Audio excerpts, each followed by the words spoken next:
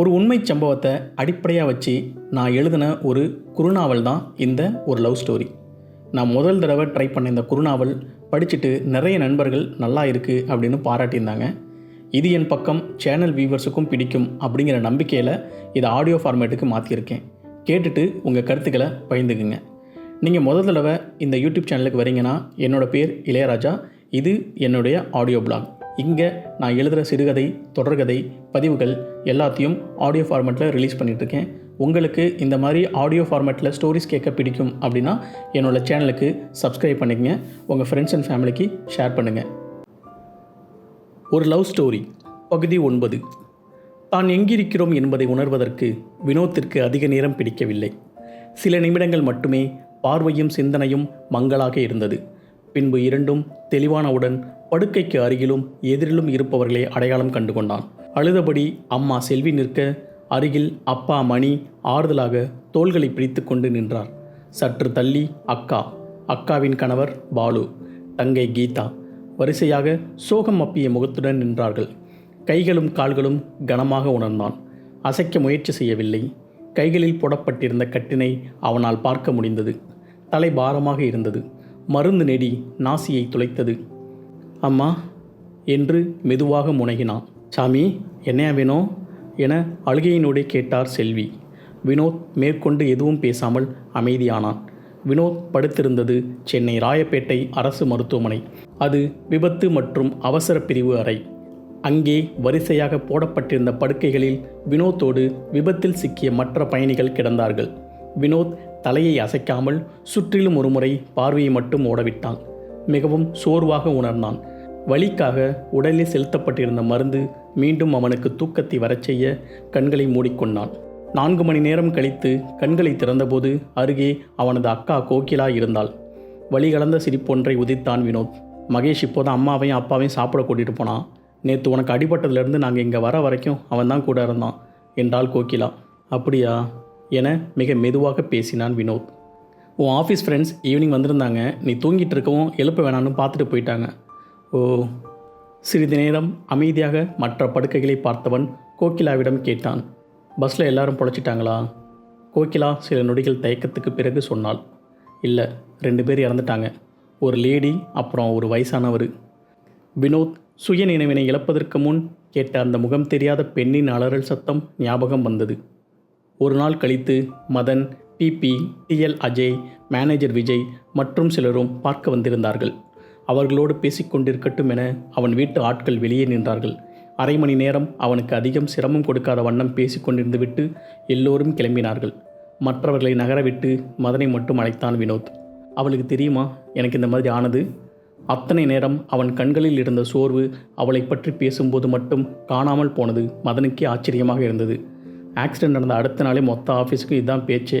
நீ வேற பாட்டு போட்டியில் ஜெயிச்சதால் எல்லாருக்கும் உன்னை தெரிஞ்சிருந்தது என மதன் கூறிக்கொண்டிருக்கும் போதே இடைமறித்தான் வினோத்.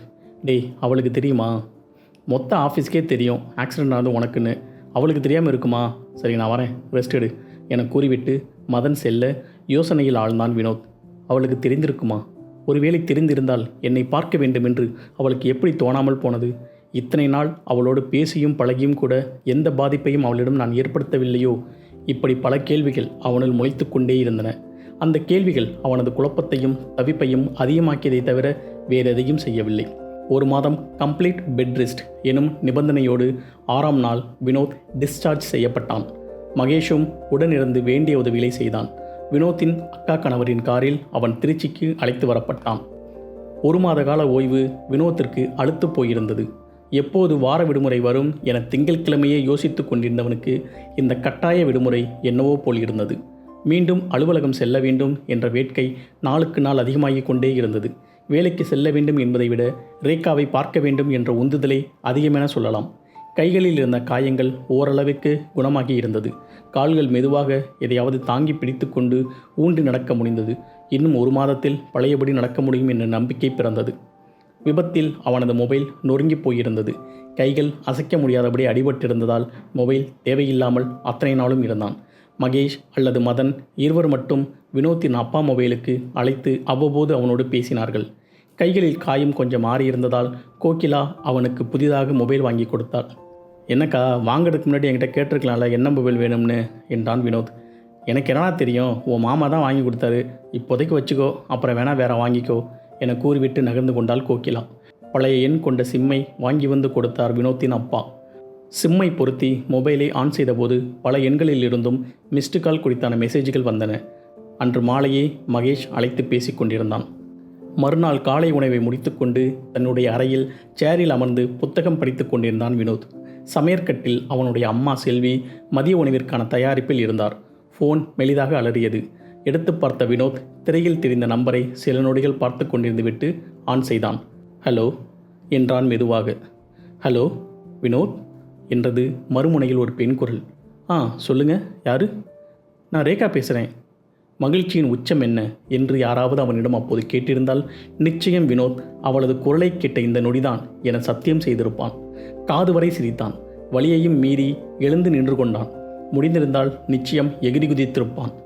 இவன் எதுவும் பேசாததால் மீண்டும் அவன் பெயரை அழைத்தாள். வினோத். ரேகா சொல்லுங்க, எப்படி இருக்கீங்க? அதை நான் கேட்கணும் வினோத். எப்படி இருக்கீங்க? காயம் சரியாயிடுச்சா? இன்னும் வலி இருக்கா? வலி கொஞ்ச நேரம் முன்னாடி வரைக்கும் இருந்தது. இப்போ ஒரு 2 நிமிஷமாக எந்த வலியும் இல்லாமல் பயங்கர சந்தோஷமாக இருக்குது. மறுமுனையில் அவள் அமைதியாக இருந்தாள். சிரிக்கிறாளா இல்லை முட்டைக்கண்ணை விரித்து கோவப்படுறாளா என யோசித்தான் வினோத். சாரி வினோத், நீங்கள் ஹாஸ்பிட்டலில் இருக்கும்போது வந்து பார்க்க முடியல. Very sorry. ஐயோ, நீங்கள் இப்போ கால் பண்ணதே போதும், இதுலேயே எனக்கு பாதி சரியான மாதிரி இருக்குது. வினோத்திற்கு அவள் சிரித்ததைப் போல் இருந்தது. விபத்தினையும் விபத்திற்கு பின்பான சிகிச்சையையும் அவளிடம் கூறிக்கொண்டே வந்தான். இப்போ கால் நடக்க முடியுதா என்றாள் அவள்.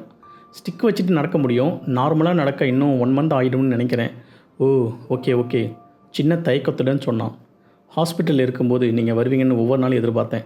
அந்த வழியில் கூட உங்கள் ஞாபகம் இருந்துகிட்டே தான் இருந்தது. ஓகே வினோத், டேக் கேர், நான் வைக்கிறேன்.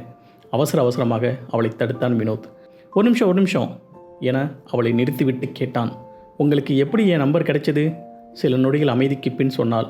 அன்னைக்கு கேன்டீனில் உங்கள் ஃப்ரெண்டுன்னு ஒருத்தரை சொன்னீங்களே, அவர்கிட்ட வாங்கினேன். ஓ, மதன்கிட்டையா?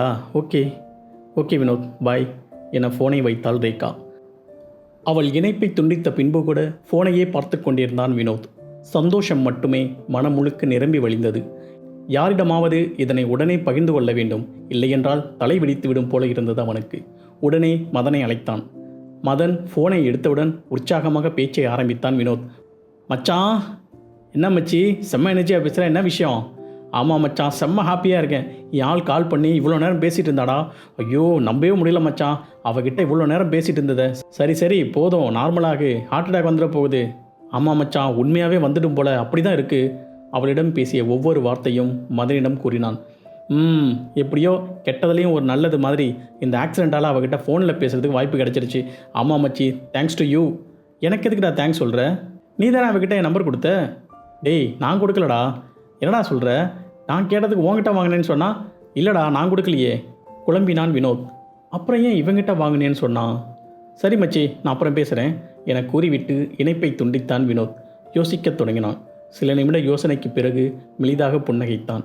மீண்டும் ஃபோனை எடுத்தவன் அவளை அழைத்தான். ஹலோ ரேகா என்றான். சொல்லுங்கள் வினோத், என் நம்பர் எப்படி கிடைச்சது உங்களுக்கு? சில நொடி மௌனம். அதான் சொன்னேனே, உங்கள் ஃப்ரெண்டுக்கிட்ட வாங்கு. அவள் முடிக்கும் முன்பே வினோத் பேசினான். பொய். அவள் பேச்சை நிறுத்தி கொண்டாள். உண்மையை சொல்லுங்கள், என் நம்பர் எப்படி கிடைச்சது? அவள் பேசவில்லை. ரேகா. வினோத், நம்பர் எப்படி கிடைச்சதுங்கிறது இப்போது ரொம்ப முக்கியமா? அதுக்கு போய் இவ்வளோ விசாரணை பண்ணிகிட்ருக்கீங்க? இத்தனை நேரம் அவனுக்கு இருந்த சந்தேகம் இப்போது ஊர்ஜிதமானது. மகிழ்ச்சி பெருக்கெடுக்க சிரித்தான். நான் சொல்லவா? நான் கொடுத்த கவிதை நோட்டை நீங்கள் படிச்சிருக்கீங்க. அதனால தான் கடைசி பக்கத்தில் நான் எழுதி வச்சுருந்த என் ஃபோன் நம்பர் உங்களுக்கு தெரிஞ்சிருக்கு. கரெக்டாக? அவள் மீண்டும் பேசாமல் அமைதியானாள். என்ன ரேகா, பேச்சை காணோம்? அமைதி தொடர்ந்தது. பேசுங்க ரேகா. இந்த முறை அமைதி கலைத்தாள். என்னங்க வேணும் உங்களுக்கு? என் நம்பர் உங்களுக்கு எப்படி? ஆமாம், உங்கள் கவிதை நோட்டை படித்தேன். போதுமா? வைங்க. முதன்முறையாக அவளின் கோபத்தை ரசித்தான். முட்டைக்கண்ணி, தமிழ் படிக்க தெரியாதுன்னு சொல்லிட்டு படிச்சிருக்கா. சிரித்தான், பிசிலடித்தான், மொபைலுக்கு முத்தமிட்டான். விபத்து ஏற்படுத்திய வழி கொஞ்சமும் அவன் நினைவில் இல்லை. அவனது மூளையின் ஒவ்வொரு செல்லும் ரேகாவை மட்டுமே அப்போது நினைத்து கொண்டிருந்தது. தொடரும்.